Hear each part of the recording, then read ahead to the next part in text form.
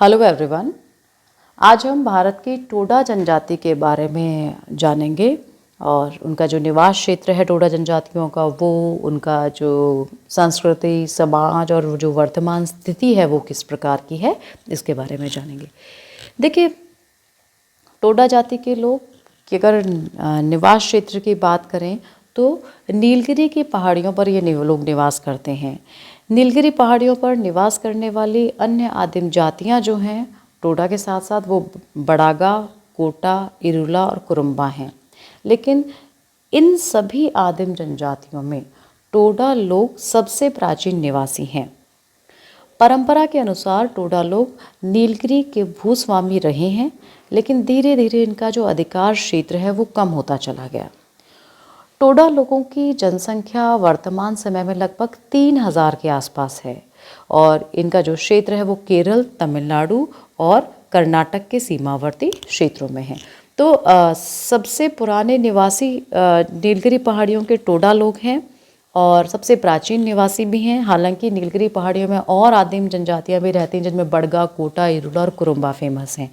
और लेकिन वर्तमान समय में अगर हम देखें, टोडा लोगों की जनसंख्या काफ़ी कम हो गई है, लगभग 3000 के आसपास है। और ये जो लोग हैं केरल, तमिलनाडु और कर्नाटक के सीमावर्ती प्रदेशों में भी निवास करते हैं। अब हम बात करते हैं टोडा जनजाति के शारीरिक लक्षणों की। देखिए, टोडा लोग जो हैं सुंदर आकृति के सुघर गठित शरीर वाले व्यक्ति होते हैं। इनका कद प्रायः लंबा होता है, नाक पतली और लंबी होती है, जबड़ा बड़ा और नेत्र बड़े हुए होते हैं। ये लोग दक्षिण भारत की अन्य आदिम जातियों से बिल्कुल भिन्न दिखाई देते हैं। यानी जो इनका जो लुक है, इनके जो लक्षण हैं देखने में, ये जो दक्षिण भारत की दूसरी जो आदिम जनजातियां हैं उनसे काफ़ी भिन्न हैं। इस फोटोग्राफ में हम देख सकते हैं टोडा जनजाति के लोगों का जो स्वरूप है वो। अब आइए हम चलते हैं टोडा जनजाति के भोजन की ओर।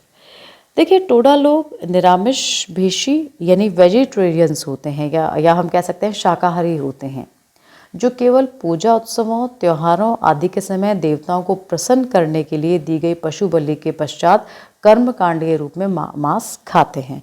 मतलब इनका जो जनरल अगर हम देखें तो ये वेजिटेरियंस, शाकाहारी ही इनको कहेंगे। पशुओं का मांस केवल और केवल पूजा उत्सवों या त्योहारों के समय होता है, जब पशु बलि दी जाती है उस टाइम ये खाते हैं। इनका जो मुख्य भोजन है टोडा लोगों का वो है भैंस का दूध, दही, कंदमूल, फल और जो दूसरी जो लोकल सब्जियां हैं वो जो उगाते हैं या उन्हें जो प्राप्त होती है उस क्षेत्र में, वो दूध घी को बेचकर ये बदले में खेती के जो खाद्यान्न फसलें हैं वो लेते हैं। और जहाँ टोडा जनजाति निवास करती हैं वहाँ जो आदिम जनजातियाँ हैं, बड़गा आदि जो जनजातियाँ हैं, वो खेती कार्य करती हैं।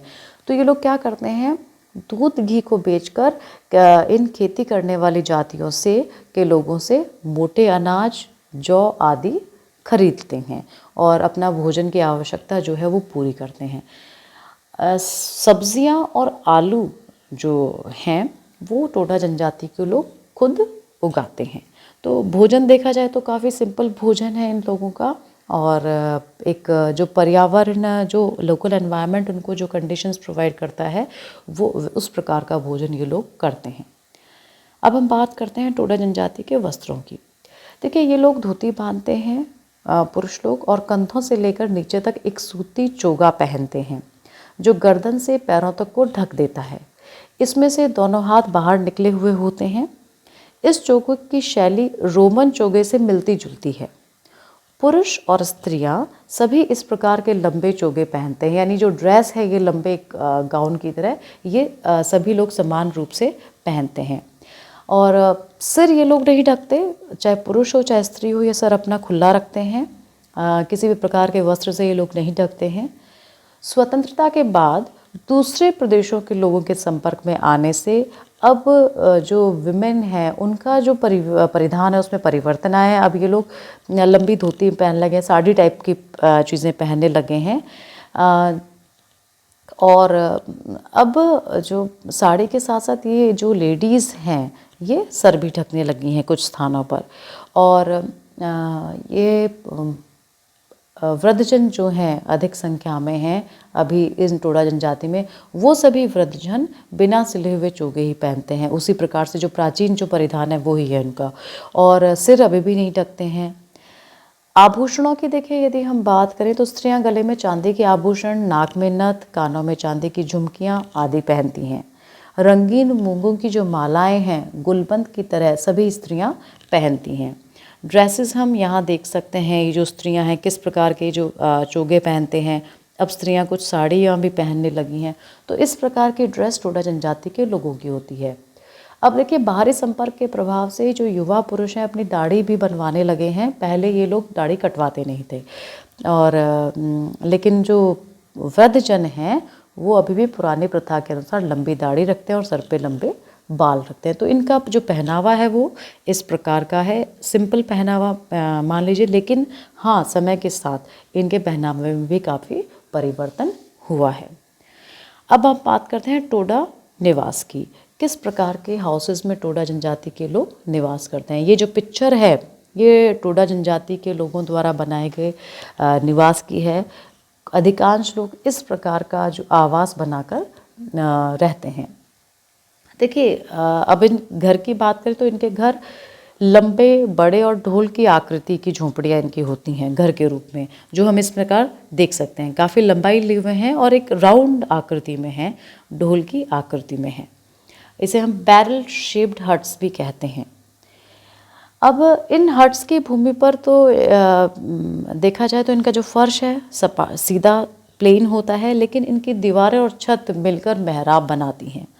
दूसरे शब्दों में कहा जा सकता है कि छत के छप्पर के सिरों को ही दोनों ओर नीचे मोड़ा जाता है। आप इसमें देखिए पूरा जो छप्पर है उस छप्पर के सिरों को ही मोड़ दिया है इन्होंने, दोनों ओर नीचे की ओर मोड़ दिया जाता है। और वो छत वाला छप्पर ही दो दीवारों का भी काम करता है, जिसमें पिक्चर में आप बिल्कुल गौर से देखिएगा किस प्रकार से ये बनाते हैं। इस मेहराबदार झोंपड़ी का पीछे का भाग एक छप्पर से बंद कर देते हैं और दीवार की ओर दूसरा छप्पर लगाते हैं, जिसमें केवल 1 मीटर ऊंचा एक छोटा सा दरवाज़ा होता है। छोटा सा दरवाज़ा आप यहाँ पर देख सकते हैं। और इसके अलावा कोई दूसरा द्वार या खिड़की यहाँ पर नहीं होती। आप देख रहे होंगे कोई विंडो नहीं है इस टोडा जनजाति का ये जो घर है। इस छोटे द्वार में देखा जाए तो रेंगकर लोग आते जाते हैं। इन मकानों को ये जो झोंपड़ी है इसको उर्स के नाम से जाना जाता है। तो ये क्लियर हो गया कि टोडा जनजाति के जो घर हैं वो लंबे ढोल की आकृति की झोंपड़ियाँ होती हैं, जिसे हम क्या कहते हैं, बैरल शेप्ड हट्स भी कहते हैं। इनका फर्श सपाट होता है हट के अंदर, लेकिन इनकी दीवारों और छत मिलकर मेहराब बनाती हैं। जो एक ऊपर का मेहराब जो आउटर एरिया होता है वो दीवारें और छत ही मिलकर बनाती हैं। दूसरे शब्दों में अगर हम कहना चाहें तो ये कह सकते हैं कि छत के छप्पर के सिरे को ही दोनों ओर नीचे की ओर मोड़ दिया जाता है और वो छत वाला छप्पर ही दीवारों का काम करता है। और ये जो मेहराबदार झोंपड़ी है, ये गोल जो झोंपड़ी है, इसका जो पीछे का भाग है वो भी छप्पर से बंद कर दिया जाता है और उसके एक ही द्वार होता है और इतना नीचा होता है वो द्वार कि इसमें रेंग कर ही आना जाना पड़ता है। और इसके अलावा इस घर में किसी भी प्रकार की कोई खिड़की नहीं होती है। और ये जो प्रकार की झोंपड़ी है, मकान है टोडास का, इसे लोकल लैंग्वेज में उर्स कहा जाता है। अब ये क्लियर हो गया आपको। अब हम बात करते हैं इनकी जीविका निर्वाह की, टोडा जनजाति के जीविका निर्वाह की। देखिए जीविका निर्वाह का मुख्य साधन पशुचारण तथा जंगल के कंदमूल, फल, शहद, गोंद इत्यादि हैं।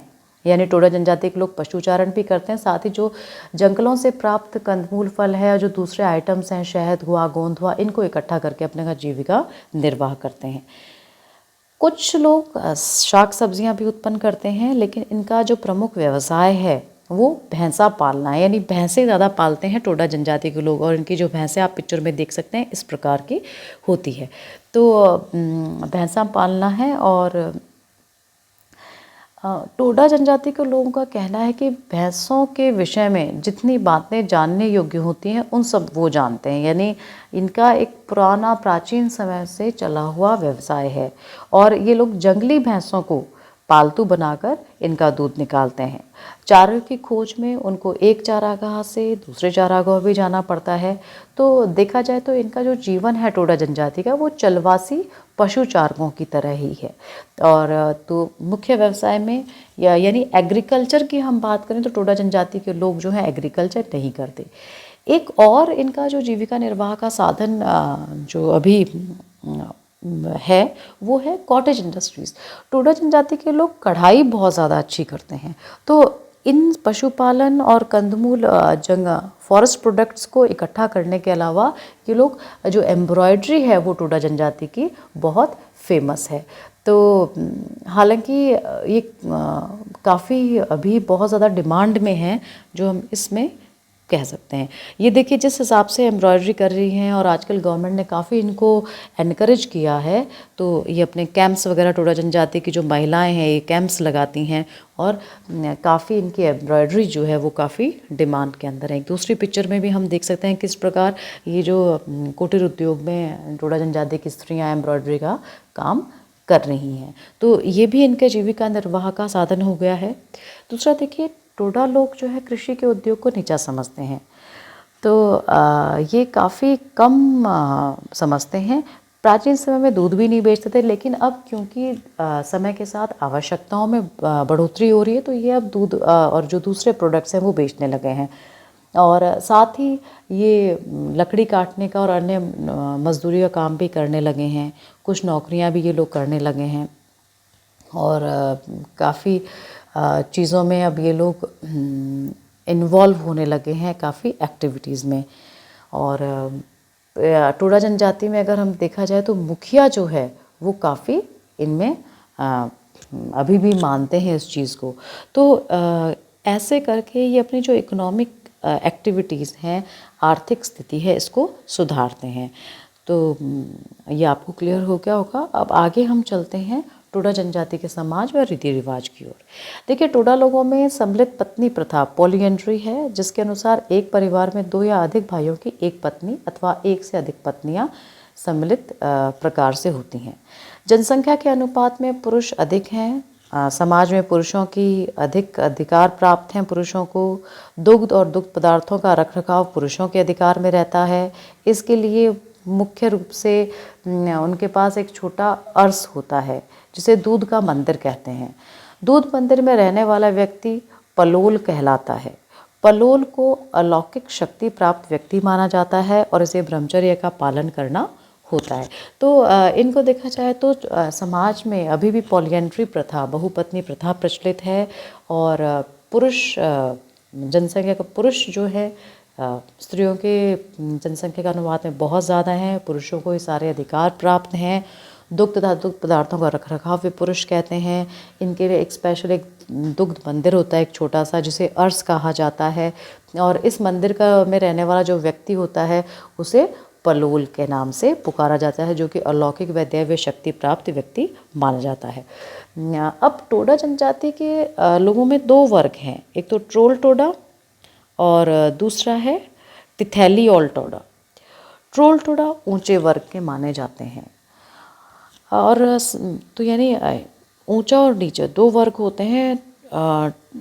ट्रोल जो टोडा है, टरोल जो टोडा जिसे हम कहते हैं, ये ऊंचे वर्ग के होते हैं, जबकि तिथैली ऑल टोडा जो है वो नीचे वर्ग के माने जाते हैं। देखिए, प्रत्येक जो टोडा गांव होता है उसमें एक ग्राम देवता होता है। अन्य देवी देवताओं को भी वे लोग मानते हैं, लेकिन जो ग्राम देवता है हर गांव का, वो मुख्य होता है। ये लोग पशु बलि और दूसरे कर्म कांडों में भी विश्वास करते हैं। और इनके जो देवताओं के नाम है वो सुमेरियन जो सभ्यता थी उनके देवी देवताओं के नाम से मिलते जुलते हैं। इनमें भी मृतक संस्कार बड़े बहुत ज़्यादा कॉम्प्लेक्स जटिल होते हैं। मृतक व्यक्ति की हैसियत के अनुसार कम या अधिक संख्या में भैंसों की पशु बलि इनमें दी जाती है। दूसरे लोगों से बातचीत करते समय टोडा लोग तमिल और कन्नड़ जो भाषा बोलते हैं, लेकिन वे आपस में अपनी आदिम भाषा ही बोलते हैं। बाहर से आकर बसने वाली अन्य जातियों तथा लोगों ने टोडाओं की भूमियों के अधिकारों का शोषण किया है। अब तमिलनाडु राज्य सरकार अब इन ओर ध्यान दे रही है तथा उनको शिक्षित बनाने के लिए स्कूलों की स्थापना भी कर रही है, क्योंकि ये जनजाति काफ़ी पिछड़ी हुई होती जा रही थी। इसलिए सरकार ने इसको प्रोग्रेस करने के लिए वर्तमान समय में काफ़ी कदम उठाए हैं। अब चिकित्सा सहायता और आर्थिक सहायता का भी प्रबंधन किया जाने लगा है टोडा जनजातियों के लोगों के लिए।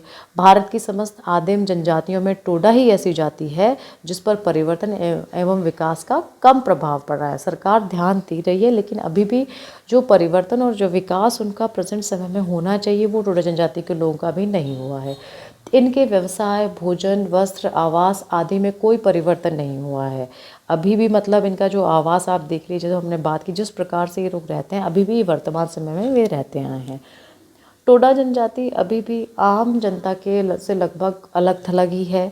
उच्च शिक्षा और नौकरियों में इनको लगाव नहीं है, लेकिन प्रेजेंट टाइम में कुछ और एनजीओज वगैरह जो आए हैं वो इस जनजाति के लोगों का विकास कर रहे हैं। इस जनजाति के लोगों की जो स्त्रियां हैं उनको जो उनकी जो लोकल जो कलाएं हैं उनमें काफ़ी पारंगत कर रहे हैं और कलाओं को बढ़ावा दे रहे हैं।